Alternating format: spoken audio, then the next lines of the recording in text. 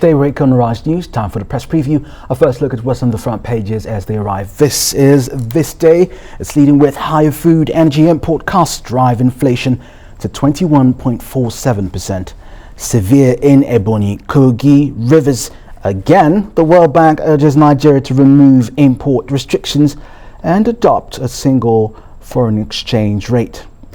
President Joe Biden says Buhari's role model is a role model for democracy in Africa while he was speaking on the final day of the U.S. Africa Leaders Summit in Washington, D.C. In Kano, Sharia court sentences Scholar to death for blasphemy. That's on page 48.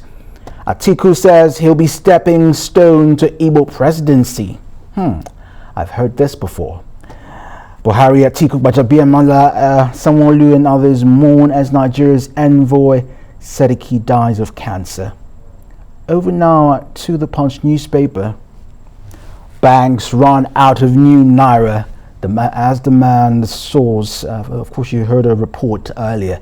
Apparently, the banks are paying out 2,000 naira each of the new notes to each customer. Inflation pushes 5 million into poverty. Wage value down 35%. That report is on page 17.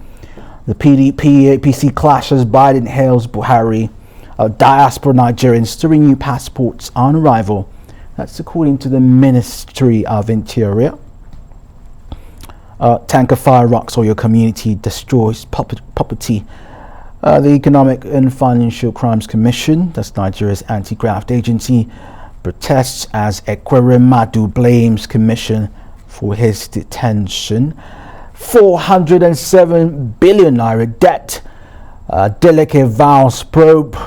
Oyetola's aide slams the governor. That's in Osun State. Let's move over now to other papers. This here is The Nation. EFCC recovers 30 billion naira from Accountant General Idris. Well, now suspended Accountant General. And the agency says it's remitted 136 billion naira in 7 months. And it says several politicians are under watch. Marketers behind petrol scarcity, high pump price. That's according to the group Pengasson. Buhari, Tinubu, Sanwo-Olu, others mourn Seriki. U.S. President Joe Biden praises President Buhari for deepening democracy. Banks roll out new naira notes. Adeleke Oyetola trade words over 407.32 billion naira debt.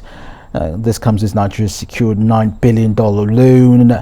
The Leadership newspaper. Let's move on now to The Guardian then. Banks ration new notes as circulation trickles. An EFCC behind London court travail. Querman has told the judge. Let's see what the international papers have got to say now. The Financial Times. Or The Independent, rather. Okay, whichever way. We can start with the Financial Times. ECB, Bank of England interest rate rises signal resolving tough fight against inflation. Feeling poorly. UK nurses in pay standoff. Landmark deal allowing US scrutiny of Chinese groups cases eases threat of the listings.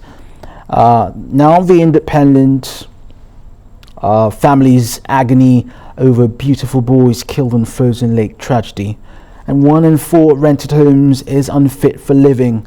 That's reports in The Independent. And this is the iPaper. NHS crisis puts every ambulance trust under extreme pressure.